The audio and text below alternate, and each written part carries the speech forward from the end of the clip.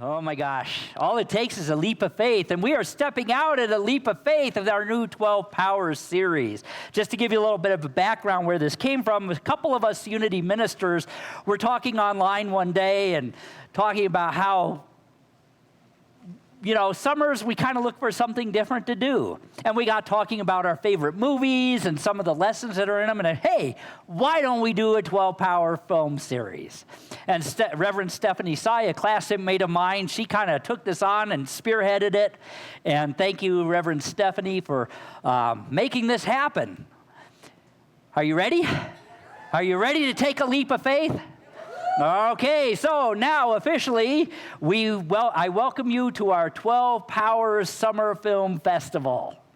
And if you're wondering what the Unity 12 Powers are or just need a refreshment, they are faith, strength, love, wisdom, power, imagination, elimination, will, order, enthusiasm, or zeal, and life. And I think I missed one. I did, understanding. That is 12. The 12 powers were suggested by Jesus Christ, taught by Jesus Christ, and Charles Fillmore brought it into more modern understanding, a way we can interpret it and see what Jesus was doing as he gathered the disciples, which represent the 12 powers. We don't pray to the disciples. They are representations of the powers that are within us. These powers are basic, primal spiritual gifts or abilities. And everyone, regardless of religion or no religion, regardless of anything, every single human being who has ever lived, is living, or ever will live, has all 12 of these powers. It's not something we have to go out and get. You got it. It's like the old spaghetti sauce. It's in there. It's in you. We already have them. But we're not always aware of them, or we're not always using them to their fullest potential. If we did, we would be doing what Jesus did, what the Buddha did. We would be living that life, and that is the great promise of Jesus, is that I have come that you will have life and have it abundantly, and we do that through developing and using our 12 powers. We call it expressing the fullness of the Christ. If you notice in the stories, Jesus did not really begin his teaching ministry until he had gathered together the 12 disciples, or the 12 powers. Now, we use these powers all the time today, but we will demonstrate them most powerfully according to our understanding of them, and hence our series. Now, God speaks to us in many, many, many different ways. You've heard me say I can pick up the Sunday comics and find a metaphysical lesson in them. Well, guess what? Film has a metaphysical lesson in it. If you really watch, I don't think I've ever seen but maybe one or two films that didn't have some sort of spiritual message if you look deep. Sometimes you got to look really hard, but it's there. Fortunately, there are some films that you don't have to look that hard. It's pretty obvious.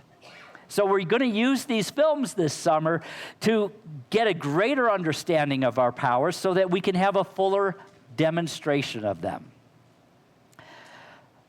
Reverend Dr. David Williamson wrote this: "Our suffering, our frustration, our sense of failure, and the world disorder come mostly from our misuse or imbalance in the use of our powers. When used properly, our powers are constructive, and an enlightened understanding and use of these powers leads to salvation."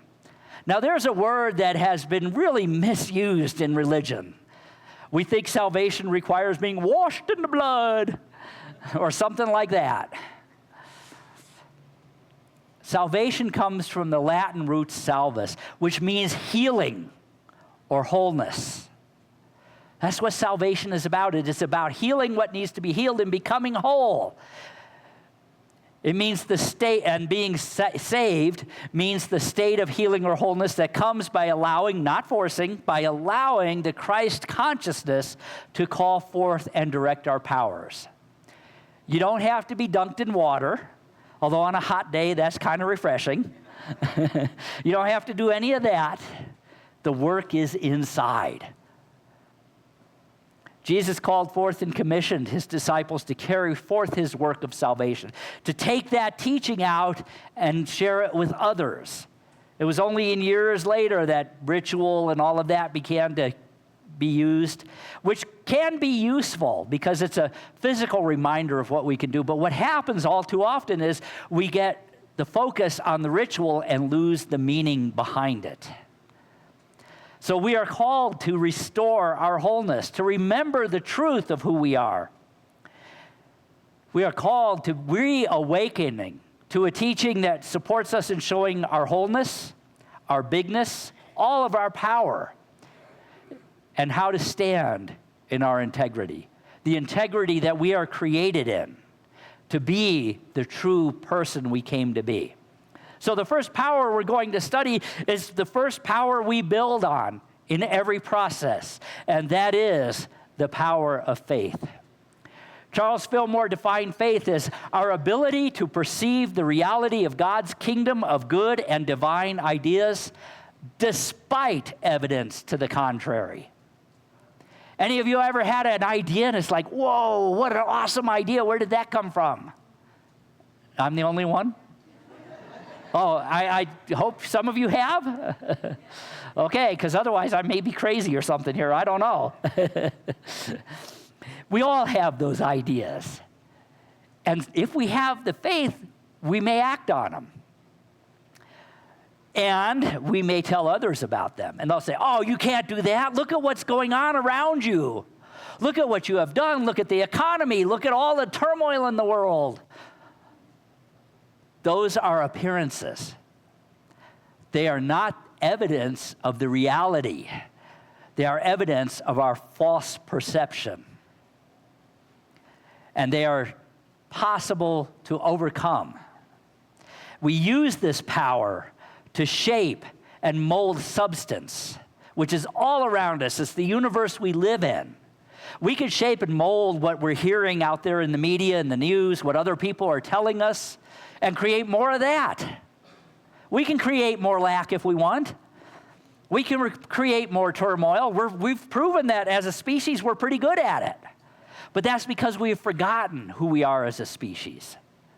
And it's time to come back into the remembrance that there's something else that we can mold and shape. And that is what Charles Fillmore called substance. It's the realm of divine ideas being made manifest. Everything starts that way. The chair you're sitting in started that way. The popcorn you're chewing on started that way. It started as a kernel. It started as an idea in God's mind. And then somebody somewhere along the way somehow discovered that if it gets hot, it explodes. And maybe they ran away in terror the first time it happened. But thank God people like the Buffett family said, wait a minute, that could be really good. And if you haven't had any, their popcorn is really good. And so they tried it. And then, of course, we learned how to season it and do all the things we do to it. But it started as an idea in God's mind that then got into an idea in human mind and then evolved from there. You see, faith is a spiritual power, but it is not confined to religion. We use our faith power whenever we give attention to something. Ooh, that can be scary. Think about what you give attention to. We use the power of faith whenever we give our attention to something. That's the creative process. We say that what we can conceive, we can believe, and what we believe, we can achieve. And it all starts with faith. Charles says we use that faith power by giving our attention to that which we want to have manifest in our lives. Remember, where we give our attention, energy flows. Charles said, where our attention goes, energy flows. And where energy flows, something grows. That's the good news and the bad news. That is what was meant in Matthew, where Jesus said, according to your faith be it done unto you. Think about all the healings that Jesus facilitated. What did he say? Your faith made you whole. You know, this is something that kind of rankles some people, especially if they grew up in a more fundamental teaching, when we say Jesus never actually performed any miracles of healing. He facilitated them. He brought out what was already within the person, the wholeness, the health, the vitality that was already in there. And he would say things like, do you want to be made whole? Because if you don't, then nothing I can do. And then he said, your faith has made you whole. How often do we say ourselves, oh, if only I had a little bit more faith? The truth is, you got all the faith that is possible. You are so filled with faith, there's no room for any more in there. The question is not how much faith you have, but where is it focused? Where is it focused? We all have faith, but what do we have faith in? Well, here's a key. If you're not sure, look at where you spend your energy throughout the day. Our homes, our degrees, our jobs, our money, our friends, our cars, our retirement accounts. What do you notice about where you're putting your faith? Well, our natural tendency is to put our faith where we can see it and touch it. We tend to have faith in what we think are observable and predictable results. And if those results don't look like what we think they should, then we question our faith, which leads us to then question our God and ourselves. But remember this, faith is our ability to perceive the reality of God's kingdom of good and divine ideas despite evidence to the contrary. So faith's most perfect expression is found within our spiritual nature. It is that deep inner knowing that the good that we desire already exists. In our prosperity statement up there, we say, what do we say? We give thanks for all of the needs and desires of Unity Spiritual Center are bountifully met. Now, yes, sometimes we look at the paper and we go, oh, that doesn't look like it was very bountiful.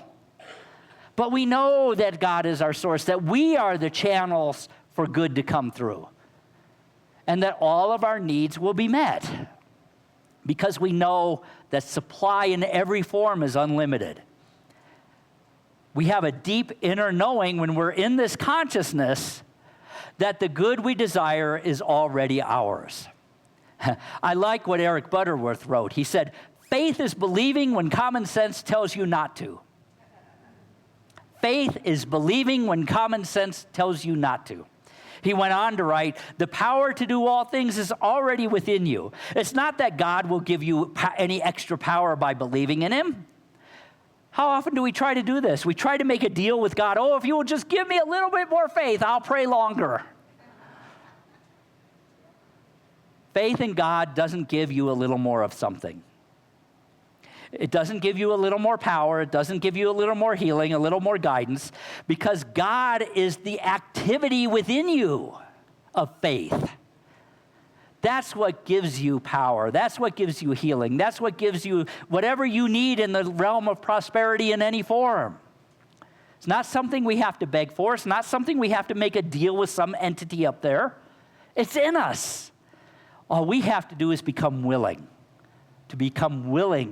to have faith, to allow that faith to flow through us. Think about this. All that you have is a result of what you have thought. Everything in your life, from your material possessions to your spiritual family, to your family and friends, to the clothes you wear, the car you drive, is a result of what you have had faith in, what you have put your thoughts in.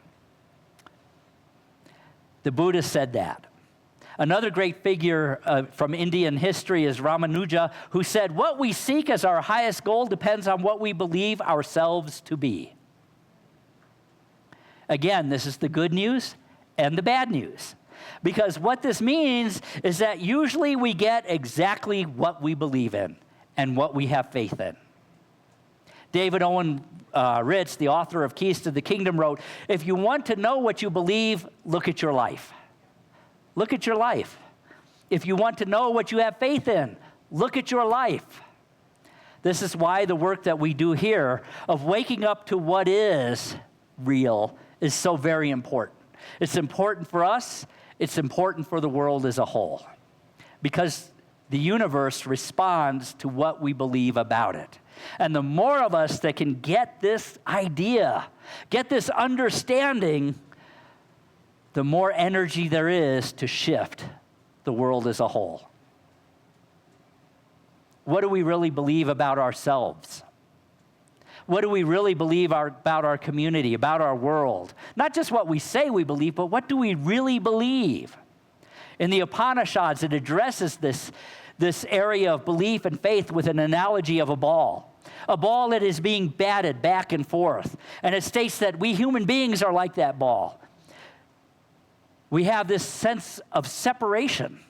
And so we're being batted back and forth by two seemingly opposing forces. One, the upward drive to evolve, to become awakened beings that we are, to become one with all life. And the other, downward bat that thrusts us into our past conditionings, into our ideas of separateness, of being self-oriented physical creatures, at the mercy of outer forces. And this analogy again asks us, what do we have faith in? What do we have faith in? Charles Fillmore defined faith as the perceiving power of our minds. It's our ability to draw our good forth from the invisible realm. So again, now with that understanding, let's look at the creative process. What are we perceiving? What are we perceiving? Are we perceiving the appearances of things out there?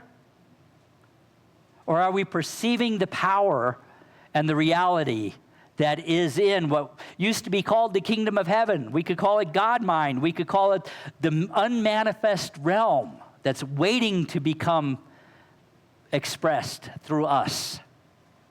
What are we paying attention to? Where is our attention and our energy flowing? Peter is the disciple of faith. Not because he was faithful, though, but because he wasn't. Because he wasn't. At least not at first. But Peter had something in him that desired desperately to understand what this power was. And he grew in his ability to perceive and achieve. That line in the Bible where Jesus says, "You are the rock upon which I will build my church," can be taken a number of different ways. Either Peter's head was full of rocks and no, nor was Jesus talking about a hill in Rome. Jesus was talking about the power of faith is what we build everything on. It all starts there. When Peter recognized the truth of who Jesus was, he opened up to the possibility that he too could do all these things that Jesus had done and even more. In fact, Jesus said to him in the original Gospels, before they got misinterpreted, when Peter said, "You are the only living Son of God," Jesus turned around and said, "You, Peter, are as well. You too are the child of God." It could be said that Peter had an aha moment, a glimpse of a higher realization of truth. And we've all had them. We all have had those moments of seeing behind the veil, of seeing the truth of who we are, the truth of our own existence. And oftentimes they're subtle and undiscerned and unheeded. But occasionally, the calls are quite dramatic. Sudden, powerful, life-changing experiences that literally pick us up and point us towards our destiny. We can call them our wake-up moments. In her book, Divine Audacity, Linda Martella Whitsett wrote, compares the power of faith to conviction. She says, conviction is trust, assurance, and confidence. She observes that we don't need to perpetually recite affirmations or keep a desire afloat like juggling balls in the air to stay above ground. The fruit of faith, the fruit of trust, is a peaceful mind. It is going deeper. It is having conviction. Webster's dictionary defines conviction as a firmly held belief or opinion of something certain. Of something certain. So when we say we have faith, do we really have that sense of conviction? I think Albert Schweitzer was referring to this many years ago when he said, "No ray of sunshine is ever lost, but the green which it awakens into existence needs time to sprout, and it is not always granted for the sower to see the harvest." All the work that is being done in anything is done in faith. And oftentimes you don't see the result for a while. It takes time to grow and evolve. We sometimes, though, get impatient, don't we? Because things aren't happening fast enough.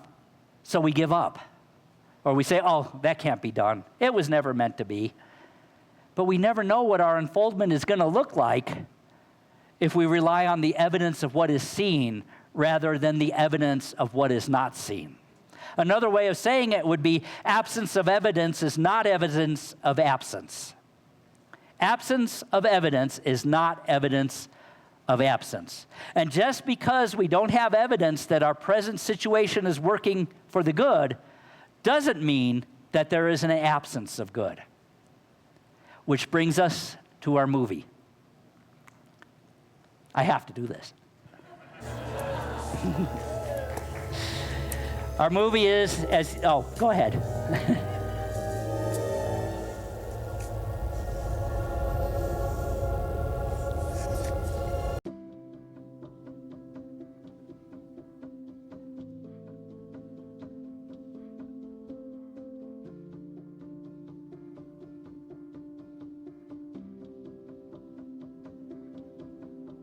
The summer breeze brings me to my knees, dragging itself through our blind. The willow trees and their weeping leaves are echoing now to touch the ground. Rows of pink through our window pane are picking up the heat of the day. Our hands are close like a feeling of almost shaping a thought into sound. The air is full of whispers and the sky is full of sun. Ooh, they say it's gonna rain tomorrow. Will we be ready if it comes?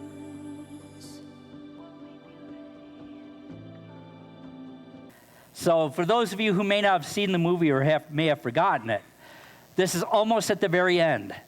Indiana Jones and his father, who is played by Sean Connery, have gone through this quest to find the Holy Grail. His dad has devoted his life to researching the lore to find it. And that book that he referred to was the notebook, their Bible, if you will, of how to get to the Grail. And leading up to this scene right here, the bad guys had shot his father to force Indiana Jones to get the Grail, because if his father drank from the Grail, he would be healed. And he had already gone through 2 trials, one with swinging blades, and I forget what the second one was. Oh, the steps. If you stepped in the wrong step, you would fall into oblivion, yes. And then he comes to this chasm. And there seems to be no way across. And by the way, in my opinion, that was Harrison Ford's finest performance ever. Can you feel the fear, the terror, and the faith to take that step, to see if he could go across that chasm? He had faith throughout the whole movie. He had faith in his academic training. He had faith in his whip. He had faith in his hat. He had faith in his father, although he had to heal some things for that to happen. And he had faith in his past. But literally, when he's within arm's reach of the prize, he is faced with an uncrossable chasm, something that the evidence shows him cannot be crossed. And yet, he did. He took that step of faith, stepping out into the nothingness. And then he put the book away, because it had carried him as far as it could. And he had reached that moment when he had to trust, when he had to have faith.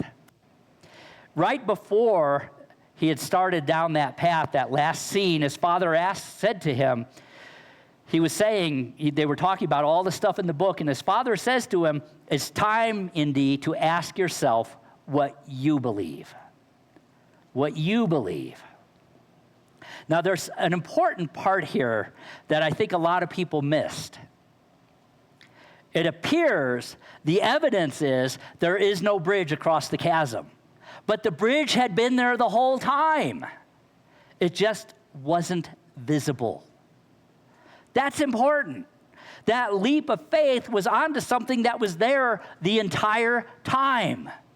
How many times in our life are we faced with those times when we are ready to step out into that next journey, that next level of spiritual realization, that next place in our life, that next job, that next relationship, whatever. And because we don't see the step, we don't take it. But I promise you, not only from the movie, but from my own experience, the bridge is there. The bridge is always there. And so, like Indiana Jones, you take that deep breath.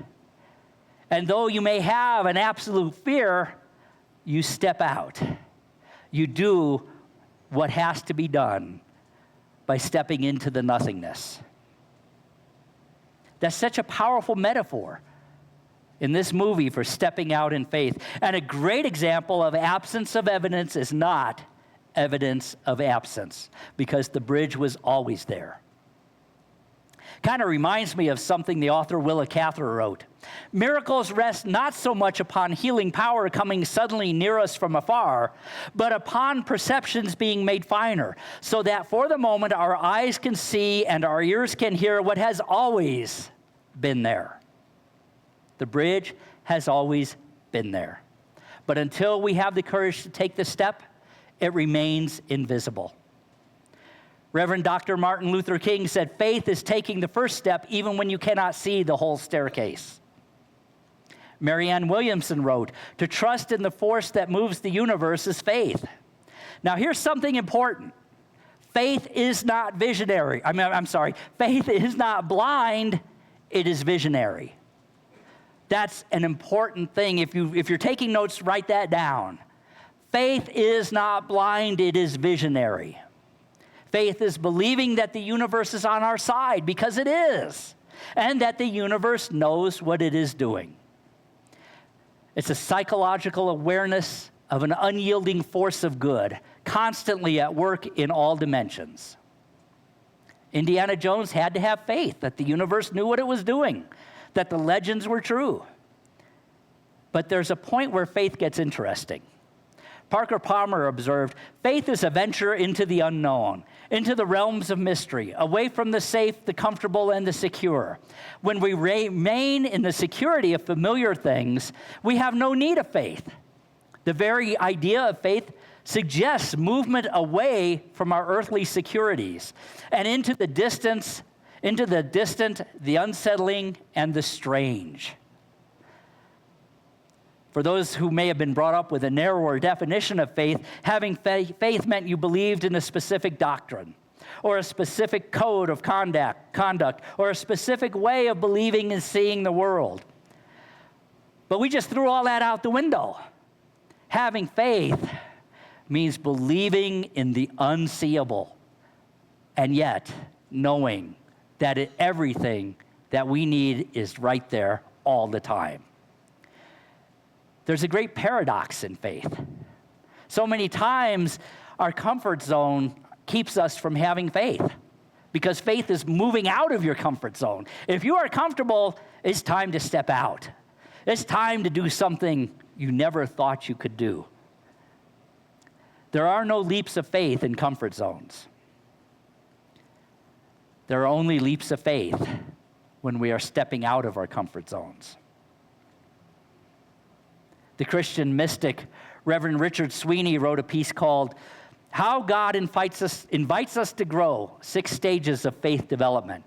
And it was based on a study that was done. And he talks a lot about influences, about how we grew up by our peers. But what is really interesting, and what I want to highlight, is that he observed that the experience more than any other that often signals a change in faith or a shift is the experience of conflict and confusion. That's kind of good news considering what's going on in the world today. It means we're changing. It means we're growing. We're getting out of our comfort zone as a society, as a culture. And it's exactly what we saw in the movie. Indy's faith was never tested like it was when his father was shot. And he had to literally put feet on his faith. Jesus said, "Do you think that I have come to establish peace on earth? The contrary is true. I have come to establish conflict and division, because those are often what leads to a fuller faith. They tell us that it's time to leave the status quo behind. And we sometimes experience then conflict and division and confusion. So where does all this lead us? I'm running out of time, so I'm going to skip a little bit here.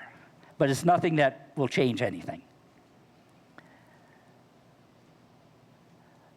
Another important thing to remember is none of us are there yet. We wouldn't be in this room today if we were there.